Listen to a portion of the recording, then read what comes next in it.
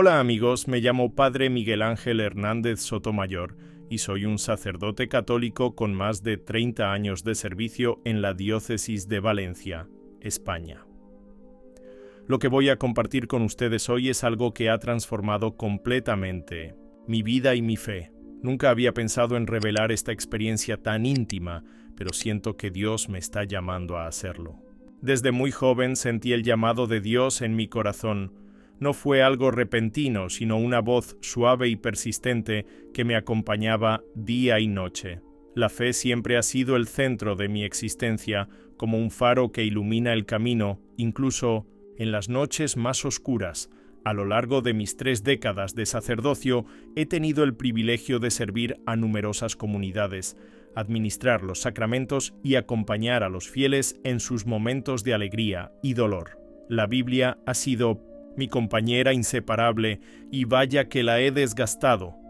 Sus páginas están marcadas, subrayadas, con anotaciones en los márgenes. Es el testimonio de mi diálogo constante con la palabra de Dios. Como nos dice el Salmo 119:105, lámpara es a mis pies tu palabra y lumbrera a mi camino. Y así ha sido para mí, un mapa que me ha guiado en cada decisión y en cada encrucijada de mi ministerio. Nunca dudé de mi vocación, aunque no les voy a mentir, ha habido momentos difíciles, claro que sí, pero Jesucristo siempre ha estado presente, sosteniéndome cuando mis fuerzas flaqueaban. Es curioso cómo a veces pensamos que somos nosotros quienes elegimos seguir a Dios, cuando en realidad es Él quien nos ha elegido primero, como nos recuerda en Juan 15:16, no me elegisteis vosotros a mí, sino que yo os elegí a vosotros. Sin embargo, hace aproximadamente 6 meses, algo comenzó a cambiar en mi interior. Era como si llevara una piedra en el pecho, un peso inexplicable que me acompañaba día y noche. Al principio pensé que era cansancio, quizás los años pasando factura a este cuerpo que ya no es el de un jovencito. Pero había algo más, una inquietud espiritual que no podía nombrar. Me sentía como el profeta Jeremías cuando dice: «Hay en mi corazón algo así como fuego ardiente, prendido en mis huesos, y aunque me esfuerzo por ahogarlo, no puedo». Jeremías 29. Esta sensación me llevó a intensificar mis oraciones, especialmente por la Iglesia y por nuestro Santo Padre, el Papa Francisco. Cada mañana antes del alba pasaba horas de rodillas ante el Santísimo, suplicando a Dios que me mostrara el significado de esta inquietud que me consumía por dentro. Un martes por la mañana, mientras celebraba la misa de las 7 como de costumbre, algo extraordinario ocurrió. Estaba en el momento más sagrado, la consagración, cuando de repente sentí una opresión en el pecho tan fuerte que me dejó sin aliento. Recuerdo haber levantado la hostia y pronunciar: «Este es mi cuerpo», pero las palabras quedaron suspendidas en el aire. Mis piernas flaquearon y lo último que recuerdo es un murmullo de voces alarmadas entre los feligreses. Lo que sucedió después desafía toda lógica terrenal. Me vi a mí mismo tendido sobre el altar, rodeado de personas angustiadas que intentaban reanimarme. Podía observarlo todo desde arriba, como si estuviera flotando cerca del techo de la iglesia. Vi a doña Carmen, la fiel anciana que nunca falta a misa, rezando fervientemente su rosario, al joven Mateo, el monaguillo, corriendo a llamar a una ambulancia, y a la doctora Luisa, que casualmente asistía a esa misa, aplicándome reanimación cardiopulmonar. Pero lo más extraño es que yo no sentía miedo ni angustia. Al contrario, experimentaba una libertad y una paz que jamás había conocido en mis largos años de vida. La fe, que siempre había sido el pilar de mi existencia, ahora tomaba una dimensión completamente nueva. Ya no era algo en lo que creer, sino algo que estaba experimentando directamente. Como dice San Pablo en 1900, Hebreos 11:1, es, pues, la fe la certeza de lo que se espera, la convicción de lo que no se ve. Pero en ese momento yo estaba viendo. Y lo que vi a continuación cambió para siempre mi comprensión de nuestra existencia y del amor de Dios. De repente fui envuelto en una luz tan intensa que cualquier descripción se queda corta. No era como la luz del sol ni como la de una lámpara. Era una luz viva, radiante, que parecía emanar amor en su estado más puro. Y en medio de esa luz apareció Él. Jesucristo estaba ante mí, más real que cualquier ser humano que hubiera conocido jamás. Sus ojos, ¡ay! Sus ojos reflejaban un conocimiento infinito y un amor incondicional que me atravesó como una flecha. Me miró y en esa mirada entendí todo. No necesitó palabras para comunicarse conmigo. Su presencia misma era el mensaje. Sentí que me conocía completamente, cada rincón de mi alma, cada pensamiento que había tenido, cada acción buena y cada pecado. Y aún así, me amaba con una intensidad abrumadora. La Biblia nos habla de estos encuentros divinos como cuando Moisés vio la zarza ardiente o cuando los discípulos presenciaron la transfiguración. Pero vivirlo es algo completamente diferente. Jesús me habló sin palabras, en un lenguaje que trascendía cualquier idioma humano. Me mostró la verdad de mi sacerdocio, no como una profesión o un rol, sino como una misión divina. Vi mi ministerio desde su perspectiva, los momentos en que había sido un verdadero canal de su gracia y aquellos en que mi ego o mis debilidades habían obstaculizado su obra. No había juicio en esta revelación, solo una claridad cristalina y un amor que todo lo abarca. No me elegisteis vosotros a mí, sino que yo os elegí a vosotros y os he destinado para que vayáis y deis fruto, y vuestro fruto permanezca. Juan 15:16. Estas palabras cobraron un significado enteramente nuevo para mí en ese instante eterno. Lo que sucedió a continuación es algo que he dudado en compartir, pero siento que Dios me ha devuelto a la vida precisamente para dar testimonio de ello. Jesús, con un gesto de su mano, me invitó a acercarme aún más a Él. Al hacerlo, fui sumergido en una dimensión diferente, donde el tiempo y el espacio parecían conceptos irrelevantes. La luz que emanaba de su presencia era tan intensa que debería haberme cegado, pero en lugar de eso me permitía ver con una claridad sobrenatural. Hijo mío, me comunicó sin palabras, te he traído aquí para mostrarte algo importante. Y entonces, como si fuera una película proyectada directamente en mi alma, comencé a ver escenas de diferentes iglesias alrededor del mundo. Algunas resplandecían con una luz intensa, similar a la que emanaba de él, mientras que otras parecían apagadas o sumidas en sombras. Entendí, sin necesidad de explicación, que esto representaba el estado espiritual de cada comunidad. Las que brillaban estaban llenas de fe verdadera, de amor auténtico, de entrega sincera a Dios. Las que estaban en penumbras habían permitido que el materialismo, la indiferencia o la corrupción sofocaran la llama del Espíritu Santo. Esta visión me recordó las palabras de Jesús en el Apocalipsis cuando se dirige a las 7 iglesias. A la iglesia de Éfeso le dice: «Pero tengo contra ti que has dejado tu primer amor». Apocalipsis 2:4. Y me di cuenta de que muchas de nuestras comunidades han olvidado ese primer amor, ese fervor inicial por Cristo y su mensaje. La Biblia nos advierte sobre estos tiempos de tibieza espiritual, pero verlo desde esta perspectiva divina fue devastador y revelador a la vez. Lo más impactante fue comprender que la crisis que enfrenta la Iglesia hoy no viene principalmente de ataques externos, como a menudo pensamos. No son las persecuciones, ni el secularismo, ni las críticas de los medios lo que más daño nos hace.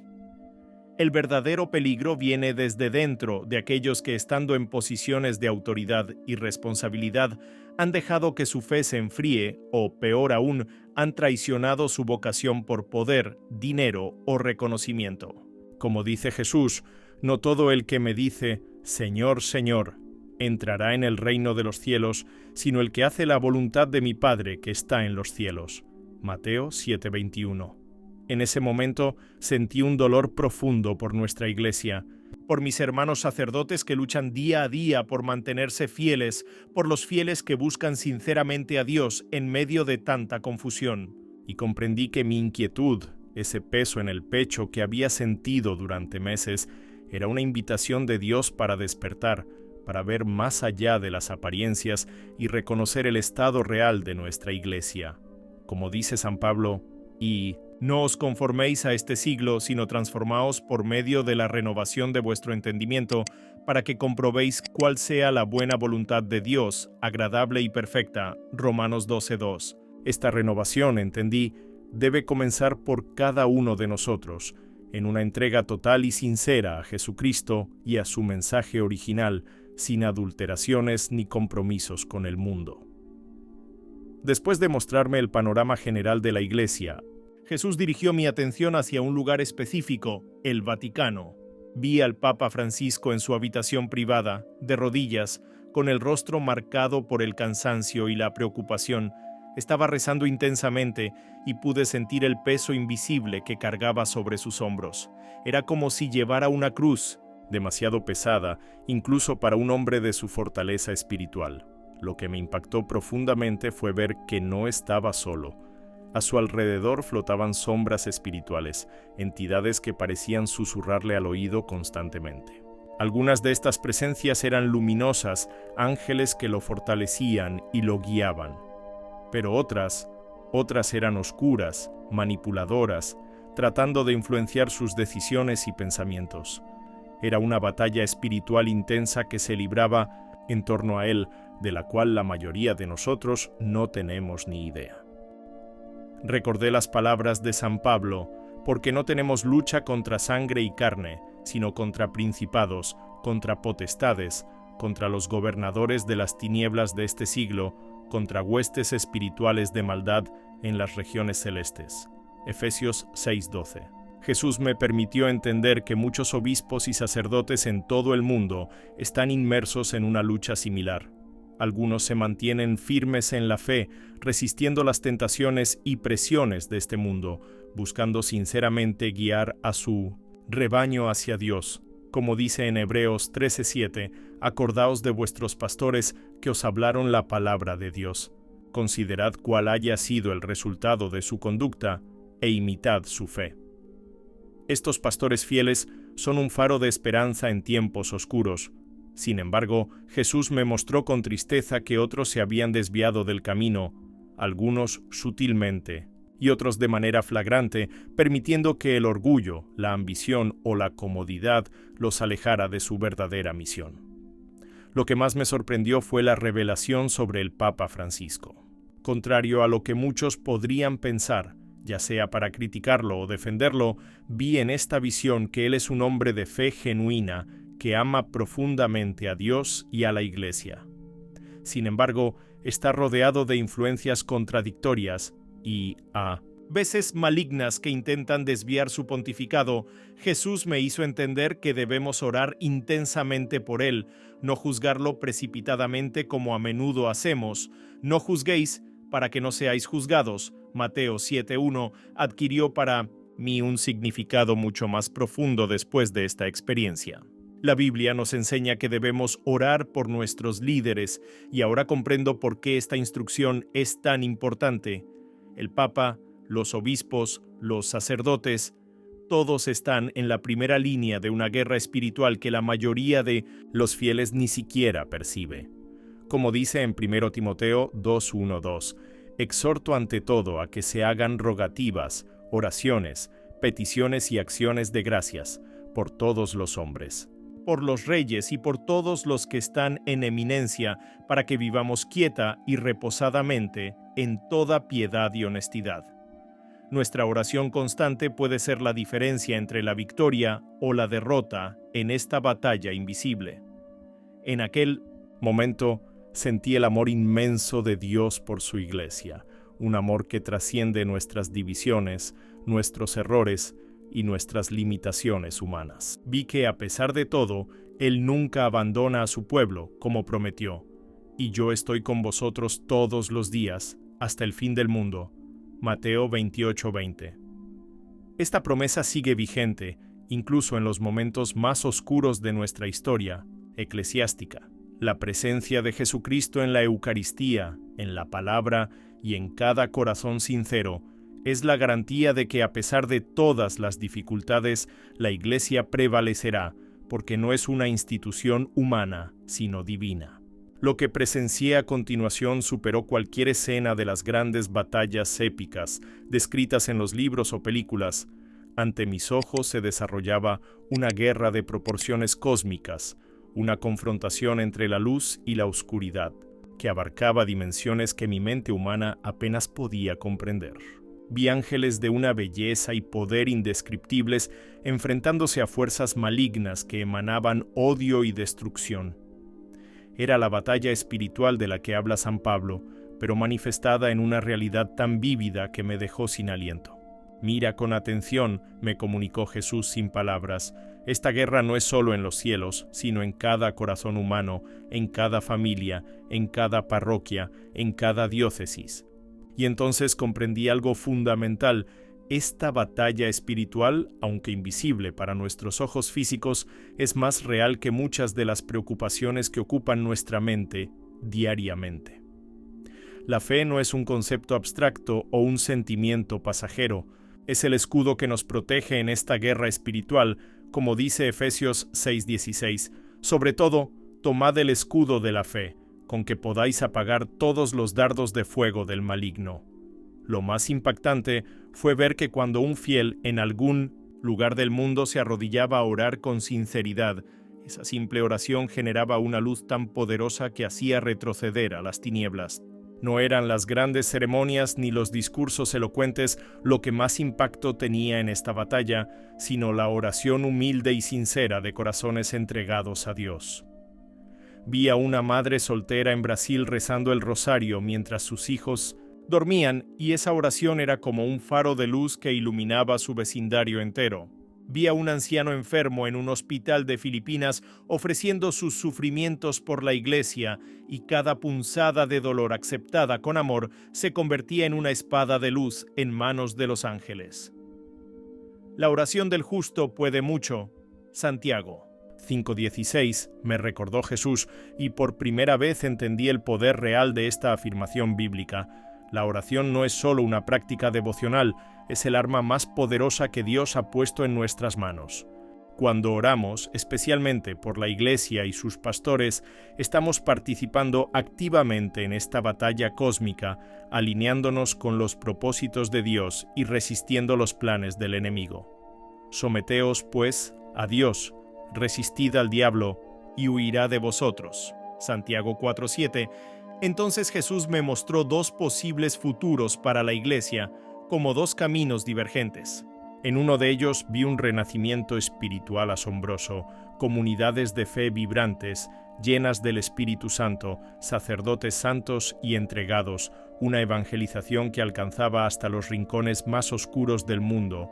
La Biblia cobraba vida en las manos de los fieles, y el mensaje de salvación de Jesucristo resonaba con una claridad y poder renovados. Las familias se fortalecían, los jóvenes descubrían la belleza de la fe, y la Iglesia brillaba como una ciudad asentada sobre un monte, como dice Mateo 5:14. En el otro camino, sin embargo, vi un declive desolador, templos vacíos, comunidades dispersas, una fe diluida hasta volverse irreconocible, comprometida con el espíritu del mundo. Vi sacerdotes que habían abandonado su vocación en todo menos en el nombre, y fieles confundidos que ya no sabían distinguir la verdad del error. En este futuro, la sal había perdido su sabor, como advierte Jesús en Mateo 5:13, y lo más doloroso fue entender que este camino no era el resultado de persecuciones externas, sino de la tibieza y la infidelidad de los propios creyentes. ¿Cuál de estos futuros se hará realidad?, pregunté sin palabras a Jesús. Su respuesta me penetró hasta lo más profundo. Eso depende de la oración y la fidelidad de mi pueblo. El destino de la Iglesia está en las manos de aquellos que elijan permanecer fieles hasta el fin, que elijan la luz sobre las tinieblas, la verdad sobre la mentira, el amor sobre el odio. Como dije a mis discípulos, velad y orad para que no entréis en tentación. Mateo 26:41. Este es el tiempo de velar y orar como nunca antes. Fue en ese momento crucial cuando entendí claramente mi misión. No había sobrevivido a esta experiencia cercana a la muerte solo para volver a mi rutina diaria como si nada hubiera ocurrido. Dios me había mostrado estas realidades espirituales por una razón. Debía compartirlas, debía despertar a los fieles de su letargo espiritual. Como el profeta Ezequiel, a quien Dios le dijo: «Hijo de hombre, yo te he puesto por atalaya a la casa de Israel. Oirás pues tú la palabra de mi boca, y los amonestarás de mi parte». Ezequiel 3:17. La responsabilidad me abrumaba. ¿Quién era yo para hablar de estas cosas? Un simple sacerdote de parroquia sin ningún cargo importante en la jerarquía eclesiástica. Pero entonces recordé que Dios siempre ha elegido a los instrumentos más improbables para realizar su obra. Eligió a David, un pastor adolescente, para derrotar a Goliat. Eligió a pescadores sin educación formal para ser sus apóstoles. Y ahora, por alguna razón que sobrepasa mi entendimiento, me había elegido a mí para compartir este mensaje. No tengas miedo, sentí que Jesús me decía, aunque ya no con la misma inmediatez de la visión, sino como un eco en mi corazón. Yo estoy contigo todos los días, hasta el fin del mundo. Mateo 28:20. Esta promesa me dio el valor para comenzar a hablar, primero con mi obispo, luego con algunos hermanos sacerdotes de confianza y finalmente con los fieles. No todos me creyeron, por supuesto. Algunos pensaron que mi experiencia cercana a la muerte había afectado mi juicio, otros que estaba buscando atención. Pero aquellos con oídos para oír y corazones abiertos a la acción del Espíritu Santo reconocieron la verdad en mis palabras. La Biblia nos enseña que conoceréis la verdad, y la verdad os hará libres. Juan 8:32. Esta verdad que Jesús me mostró no es cómoda ni fácil de digerir, pero es liberadora. Nos libera de la complacencia espiritual, de la falsa seguridad, de una fe superficial, de la ilusión de que podemos servir a dos señores. Nos desafía a tomar una posición clara. ¿Estamos con Cristo o contra Él? No hay espacio para la tibieza, como advierte el libro del Apocalipsis. Yo conozco tus obras, que ni eres frío ni caliente. Ojalá fueses frío o caliente, pero por cuanto eres tibio y no frío ni caliente, te vomitaré de mi boca. Apocalipsis 3:15-16. Entendí que el futuro de la Iglesia no está escrito en piedra, no es un destino fijo e inmutable, sino que depende de las decisiones que tomemos hoy, de nuestra fidelidad a Dios y a su palabra, de nuestra disposición a luchar la buena batalla de la fe. Como dice San Pablo, he peleado la buena batalla, he acabado la carrera, he guardado la fe. 2 Timoteo 4:7. Esta es la llamada para cada uno de nosotros. Pelear la buena batalla, no con armas de este mundo, sino con la oración, el ayuno, la fidelidad a la verdad y el amor inquebrantable a Dios y al prójimo. Y así, queridos hermanos y hermanas, os comparto esta experiencia no para causar sensación o alarma, sino para despertar en vosotros el mismo sentido de urgencia y responsabilidad que Dios despertó en mí. La Iglesia está en una encrucijada, y cada uno de nosotros tiene un papel crucial que desempeñar en determinar qué camino tomará.